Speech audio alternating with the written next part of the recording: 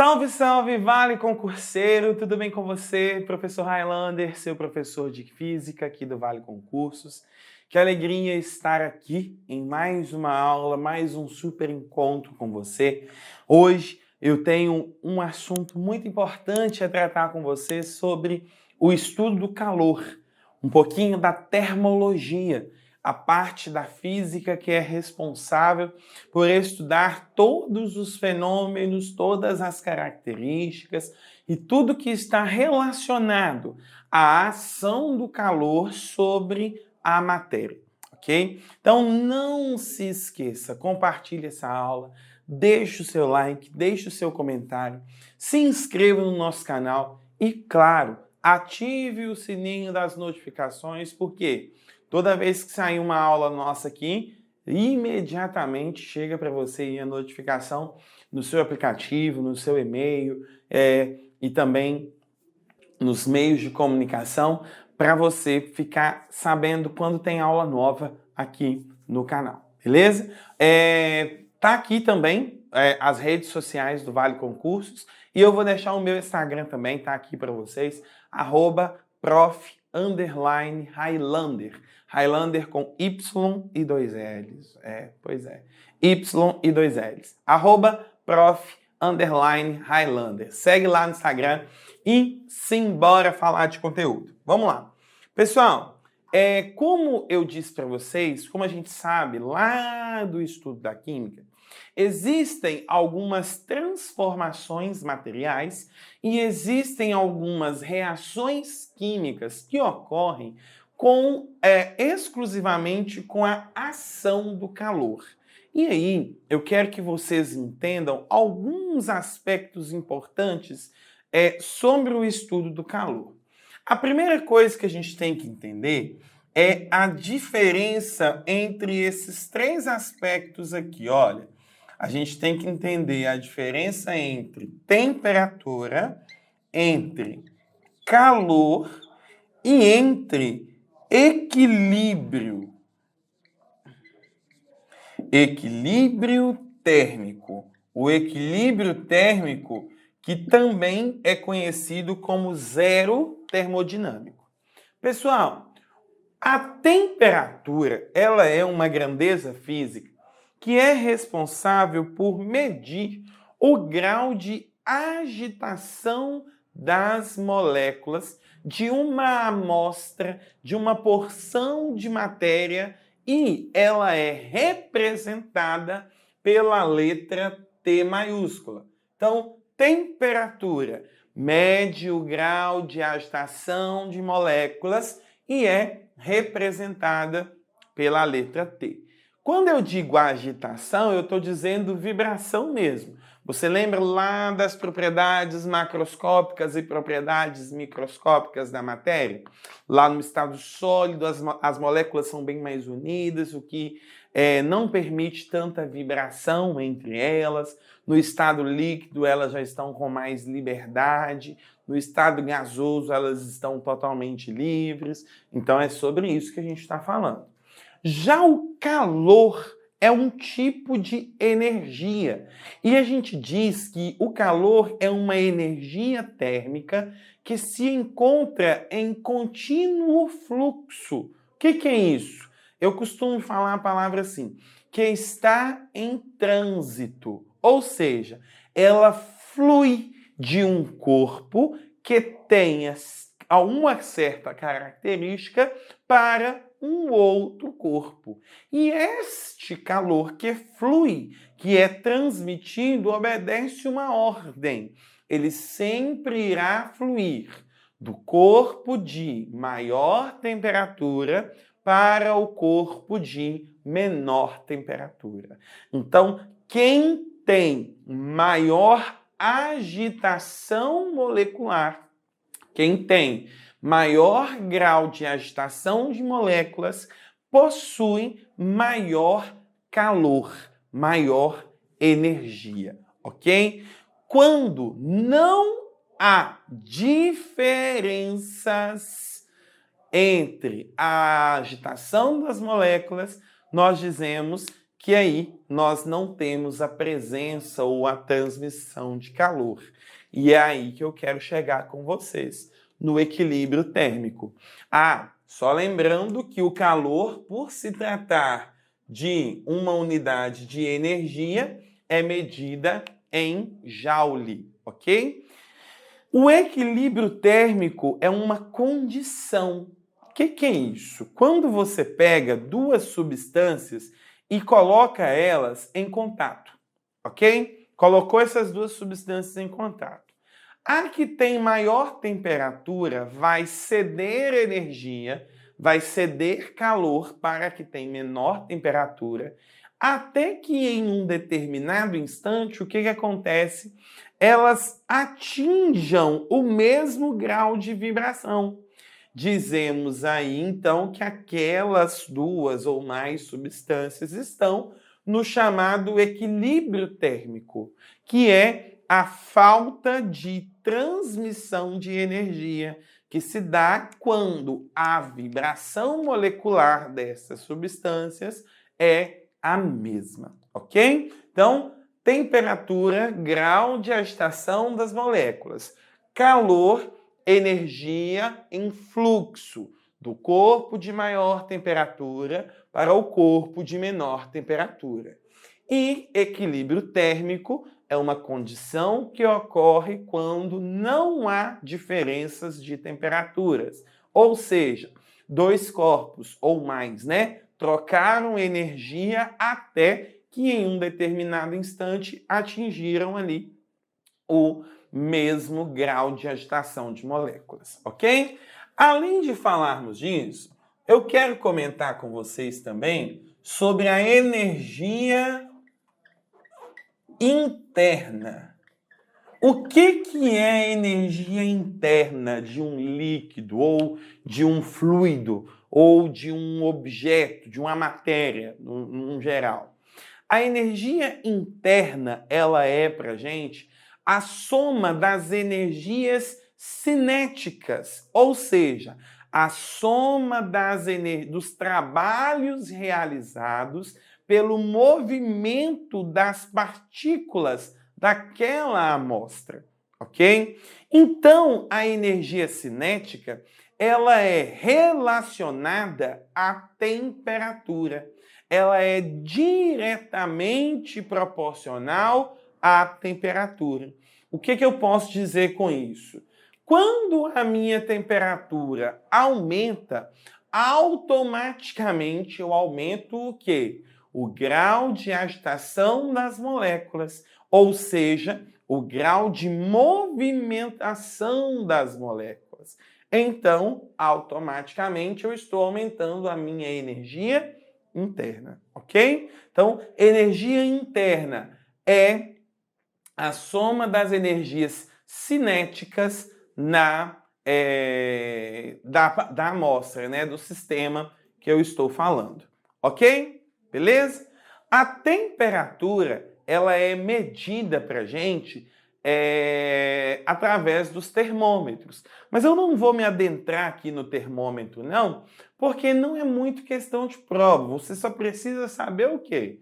O instrumento de medida ou o objeto de medida usado para medir temperatura é o termômetro.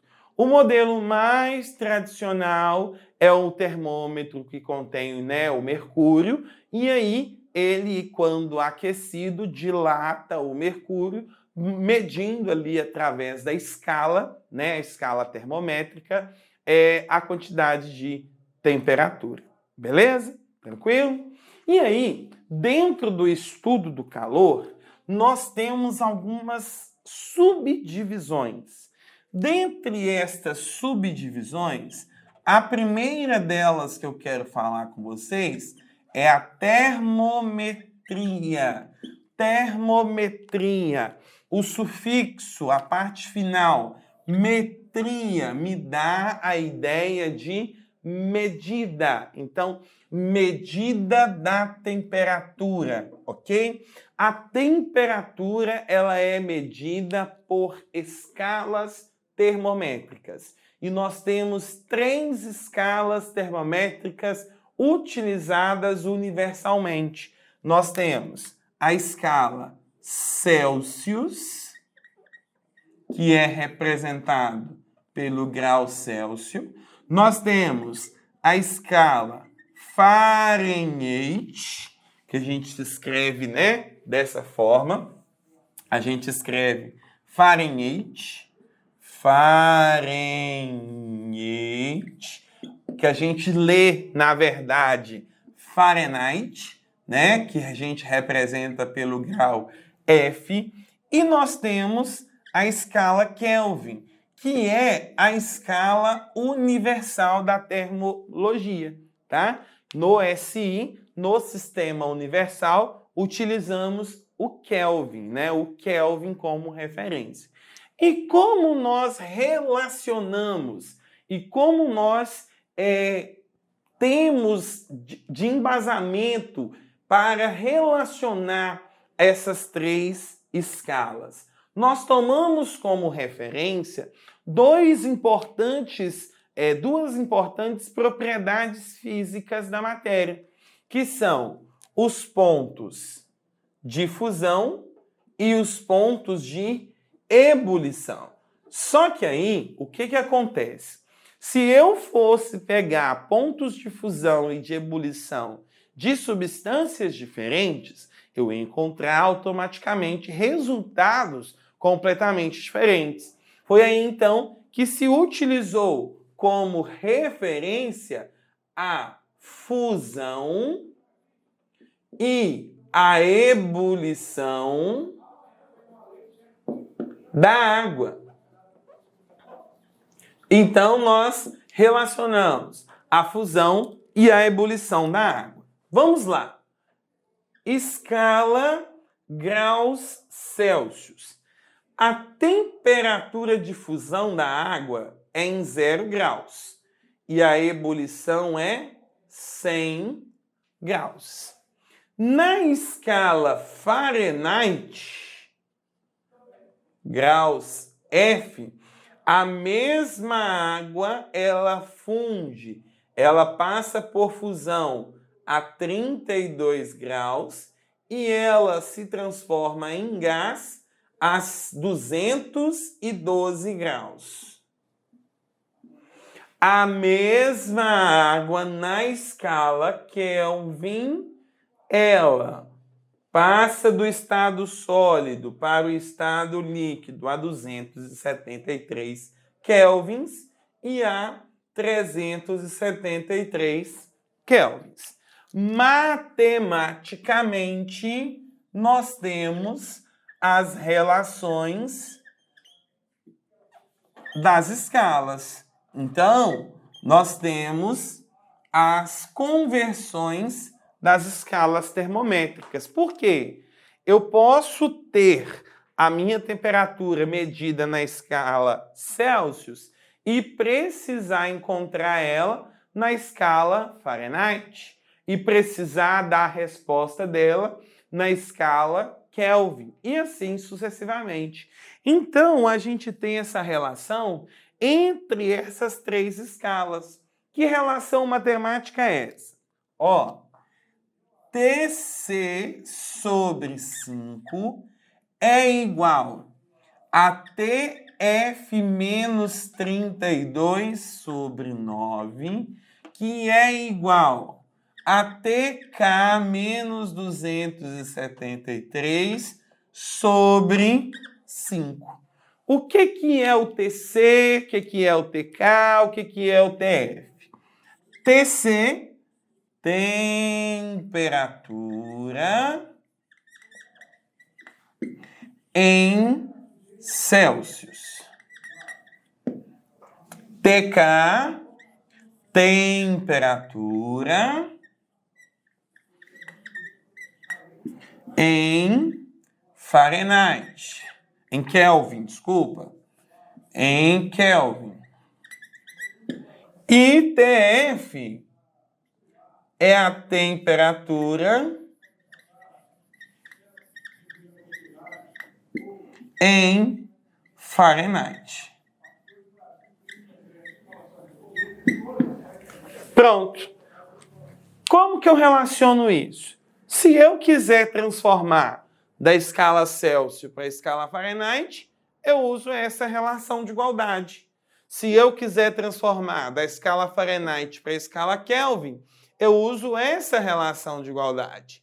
Se eu quiser transformar da escala Celsius para a escala Kelvin, eu uso esta relação de igualdade, ou vice-versa, ok? Então, aqui, como nós temos 3 igualdades, nós podemos perceber que eu posso trabalhar com elas, duas às duas, como me conver.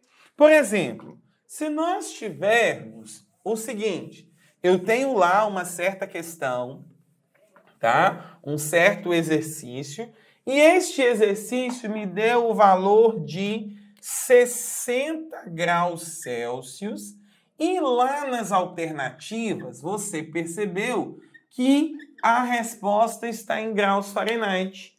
Opa, então eu tenho que transformar. Eu quero Celsius para Fahrenheit. Então, ó, TC sobre 5 é igual a TF menos 32 sobre 9. Opa, o TC é 60. 60 sobre 5 é igual a TF menos 32 sobre 9. 60 dividido por 5 dá 12. 12 é igual a TF menos 32 sobre 9. O 9 está dividindo, passa multiplicando. 9 vezes 12, 108. É igual a TF menos 32.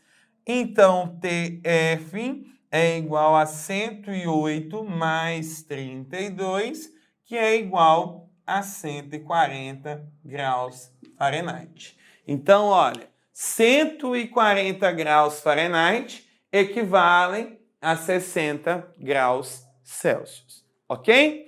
A mesma coisa eu faria se eu quisesse transformar de Fahrenheit para Kelvin, de Celsius para Kelvin, ou de Fahrenheit para Celsius, e assim consecutivamente. Beleza? Tranquilo? Então, nós temos aí a nossa relação da termometria. Além da termometria, eu falei com vocês que existem algumas subdivisões, né? E eu coloquei aqui no meu roteiro, para a nossa aula de hoje, comentar um pouquinho com vocês sobre a dilatometria. Dilatometria, outro importante campo da termologia.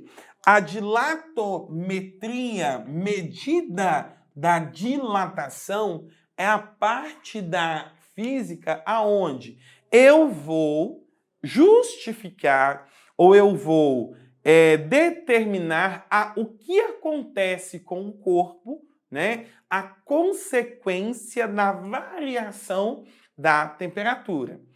Quando os materiais, quando as substâncias são aquecidas, a agitação intensa das moléculas aumenta também o espaço ocupado, a superfície ocupada ou o tamanho, o comprimento linear relacionado. E isso pode ser visto através da dilatometria. Existem 3 tipos de dilatação. Nós temos a dilatação linear, nós temos a dilatação superficial, deixa eu corrigir aqui, superficial, e nós temos a dilatação volumétrica. Volumétrica. Vamos lá. Dilatação linear. O que acontece?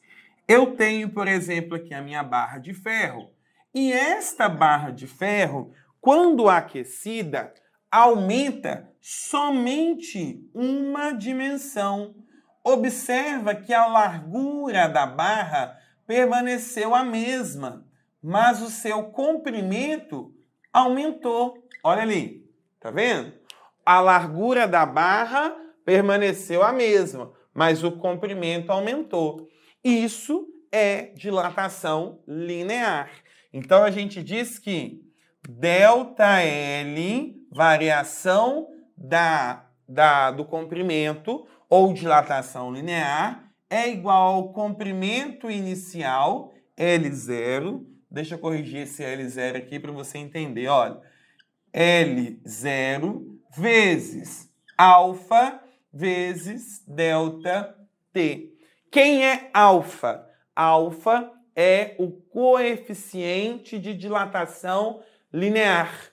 O coeficiente de dilatação que determina a quantidade que a substância vai crescer, vamos dizer assim, ok? E uma coisa importante é que no estudo da dilatometria, eu tenho que entender que só existe dilatação se houver variação de temperatura. Se não houver variação de temperatura, não há dilatação. Questão que já caiu de forma conceitual para vocês, ok? Dilatação superficial. Olha só, eu vou desenhar aqui um quadradinho. Tá vendo? Ó?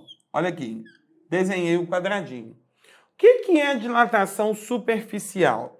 É o aumento de duas dimensões ao mesmo tempo do meu objeto. Ó, o quadradinho cresceu tanto na vertical quanto na horizontal. Cresceu na horizontal e na vertical ao mesmo tempo. Então, a gente diz que ΔS, a variação da superfície, é igual à variação, à área inicial, superfície inicial, vezes o beta, vezes o delta T. Aqui, eu quero chamar a sua atenção para uma coisa muito importante. O seu beta é igual a 2 vezes o seu alfa. Ok? Então, o beta, que é a dilatação superficial, é 2 vezes o alfa, que é a dilatação linear.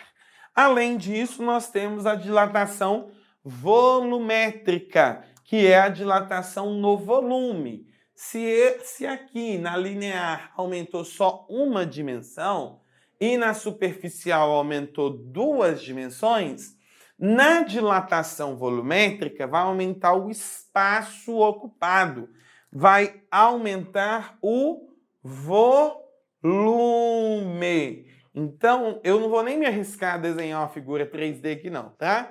Mas você vai perceber que eixo vertical, eixo horizontal e eixo de profundidade ou eixo Z também variam.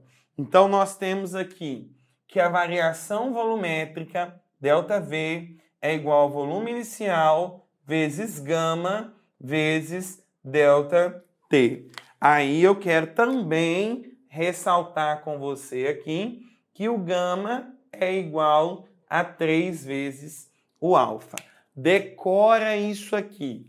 Gama, 3 vezes alfa. Beta, 2 vezes alfa. Por quê?